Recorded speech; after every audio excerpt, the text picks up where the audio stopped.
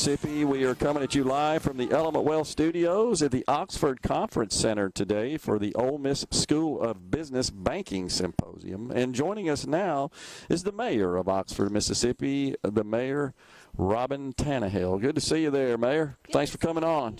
Thank you. Great event here. It is a great event. We have got great events happening all over town today, but we are. Tell us about that. You were talking about that before we went on the air. It sounds like you got a lot going on in this little patch. We do. It is. It's a good day to be in Oxford, Mississippi, for sure. We have Square Jam being set up on the square right now, where we will have a full-size basketball court. They are installing the wood floor as we speak in front of City Hall, and the Ole Miss men's and women's basketball teams will have an exhibition out there starting at 6:30 this evening.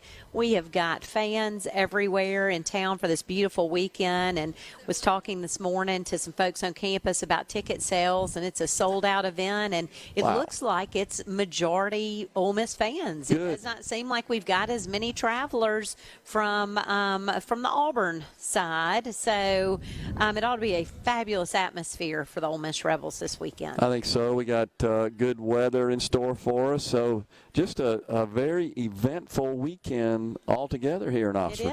It is. We love weekends like this where we get to show off our community and all that it has to offer. You know, I've said to you before, you know, we're a town of 28,000 taxpayers, and on any given Tuesday we've got 50 to 60,000 people in town, and this weekend we'll probably have 150,000. That is awesome.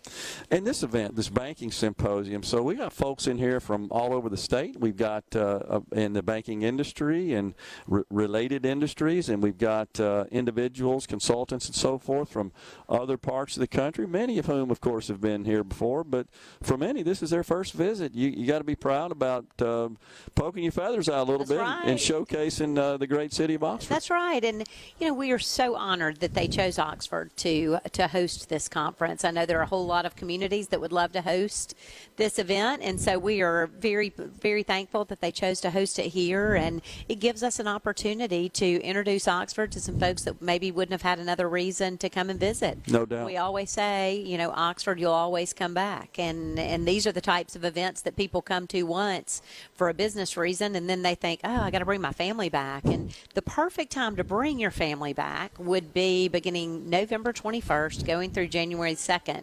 We will be hosting Holly Jolly Holidays, where we will have an ice skating rink in our pavilion located on University Avenue, an outdoor pavilion, and have events scheduled for the whole month. So check out our social media. That's awesome. To see about that great event. Something else that I think is really a nice positive aspect of this particular event, Mayor, is that we've got the university, in this case the School of Business, Dr. Ken Syree, the dean, working here with the private sector. I mean, when you get the educational community and the private sector together on a common interest, common subject matter, that's just good for everybody. It really is. And, you know, it's one of the things that makes our community so successful, I believe, is that the university and the city and the county certainly have a wonderful working relationship. And the university with the private sector, you know, works hard to figure out ways that we can serve that the university can serve the private sector. Sure. And this is a great example of how that works. Yeah, I mean, universities don't exist for the benefit of the university. They exist for the benefit of society. That's right. And I think this really exemplifies that in an event like this. So good to see that. I think Dr. Syree does a great job of that, and all the bankers love to come here as well. So it's a lot of fun. And we just had Marion Boyd on the program, the Oxford City president of the Citizens Bank, and he spoke very positively about the economy here and says they're still building houses and getting offers on them almost as quick as they put a shovel in the ground. It looks pretty good. It is the truth. You know, we just got our sales tax numbers in yesterday, and, of course, the sales tax that we collect in October reflects what was taken in August. Right. And it was $1,170,000. Our first time to ever be over $1 million was in May of 2021. Okay. But 10 of the 12 months of this last fiscal year, we were over $1 million. Wow. And this month is only $7 short of the highest we've ever seen. Wow. So that indicates still a strong consumer spending, strong economy, and, of course, that's the primary source of funding at the city level. And, you know, it's wonderful when you see every day for sale signs. You see those for sale signs disappear quickly. You do not see empty buildings in our downtown area. You do not see empty storefronts around town.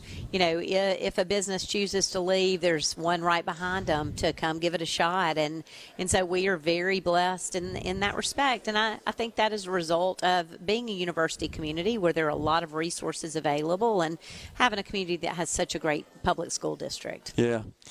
You know, you and I had a chance to visit at the Oxford High School recently with showcasing the new STEM Center over there.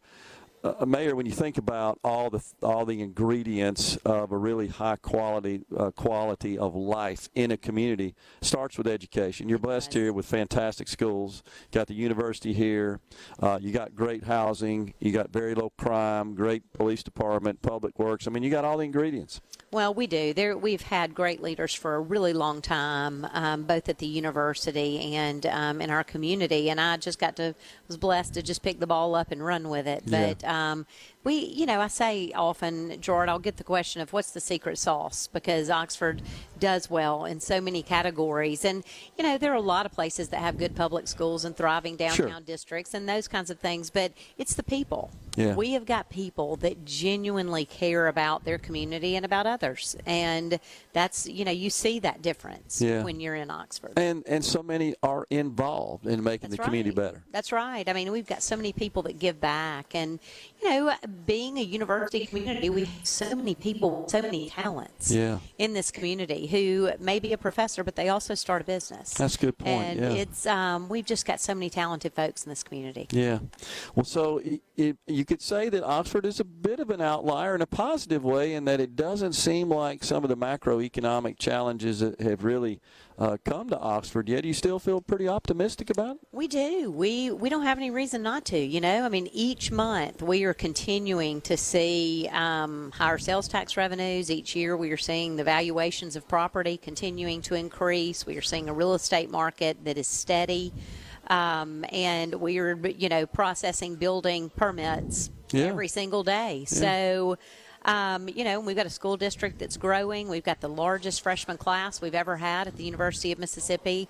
Chancellor Boyce and I were speaking at an event together this morning, and he said it was over 4,500 in our freshman class, and we'd never been close to 4,000. That's awesome. So it's, you know, we got a lot of positive things going on. Yeah, and I know you visit a lot, you interact a lot with the business leaders, the business owners, the entrepreneurs in the community. Are they giving you positive feedback too? They are. Of course, the sales tax reflect that.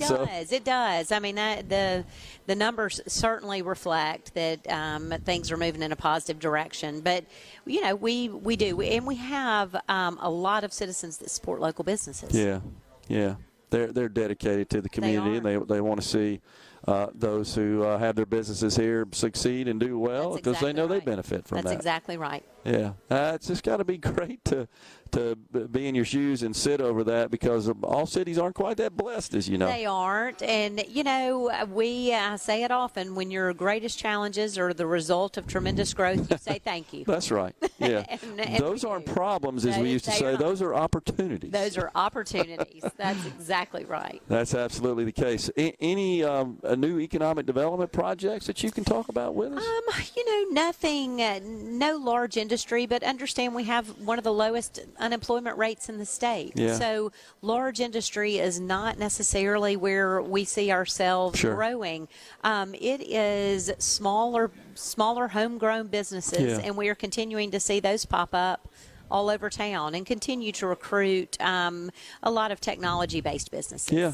Absolutely. A great place for them. Anything at the state level, Mayor, that you'd like to see the legislature address that you feel like you might need, or other cities? I know the MML's been meeting this week as well, have they not? It has. And, you know, there are some things that we're working on for this legislative session. I would say probably on the forefront of our mind are the ARPA funds. Of course, we've just finalized our submissions for matching funds, and we submitted $11 million worth of project requests. Okay. And so, you know, I'll be anxious anxious to see how that first round of money is distributed. There's a scoring process Right. for each of those projects, and communities that are thriving are at a disadvantage when you look at the way the scoring's done. You Right. know, you get a higher scoring Yeah. for if your More median need. income is less and if your unemployment rate is higher, and those kinds of things. So I'll be curious to see how that pans out. That's interesting. The DEQ, I think, is administering that That's program. correct. Yeah. So, That's correct. Mayor, it's been a pleasure having you on the program. As always, congratulations on all your success here, the great city of Oxford. This event here in Oxford continues to be a regular occurrence. Let's hope it stays that way. I enjoyed Absolutely. visiting with all the bankers as well. But thanks for coming on. Appreciate Thanks it. for having me. You got it. Hotty toddy. Hotty toddy. Mayor Robyn Tannehill of Oxford, Mississippi has been our guest here